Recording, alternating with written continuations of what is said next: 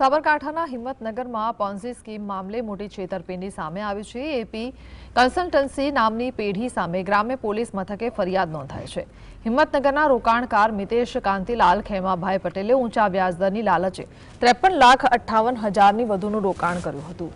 Bank કરતાં 10 થી 15% વધુ વ્યાજ આપનારી લોભામણી જાહેરાત કરવામાં આવતી હતી। આરોપી અનિલસિંહ ઉર્ફે અનિલ પ્રદીપસિંહ પરમારે 13 લાખ જેટલી રકમ પરત આપી, પરંતુ 40 લાખથી વધુ રકમ બાકી રહી। ઓફિસ તાળાબંધી કરી આરોપી ફરાર થયો છે।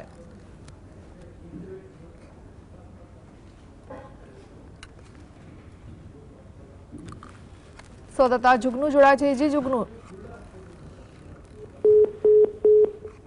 વધુ એક ક્રિપ્ટોકરન્સી પર લોકોને વધુ માતબર વ્યાજ આપતી પેઢી સામે ફરિયાદ નોંધાઈ છે। એપી કન્સલ્ટન્સી નામની ફરિયાદ નોંધાઈ છે। ઉલ્લેખનીય છે કે હાલમાં આ પેઢીનો સંચાલક દુકાનોને તાળા મારી અને દુબઈ ભાગી ગયો હોવાની શંકા જતાવવામાં આવી રહી છે। હિંમતનગરના રોકાણકારે આ પોન્જી સ્કીમમાં 53,58,000 કરતા વધુ રોકાણ કર્યું હતું અને તેને દર મહિને 6% વ્યાજ આપવાની લોભામણી લાલચ આપી હતી। થાઈલેન્ડની ટૂર પણ કરાવવામાં આવી હતી, પરંતુ આ લોકોએ વ્યાજ આપવાનું છેલ્લા 6 માસથી બંધ કરી દીધું હતું। કેટલાક લોકોને 10 થી 15% વ્યાજ અપાતું હોવાનો પણ મામલો સામે આવ્યો હતો। ત્યારે આ સમગ્ર મામલે પૈસા ન મળતા મિતેશ કાંતિલાલ ખેમાભાઈ પટેલ નામના રોકાણકારે હિંમતનગર ગ્રામ્ય પોલીસ સ્ટેશનમાં સમગ્ર મામલે ફરિયાદ નોંધાવી છે। ઉલ્લેખનીય છે કે ફરિયાદમાં જણાવ્યા અનુસાર 13,13,000 જેટલી રકમ તેને વળતર પેટે પરત કરવામાં આવી છે અને બાકીની 45 લાખ કરતા વધુ રકમ પરત ન મળતા સમગ્ર મામલે ફરિયાદ નોંધાઈ છે।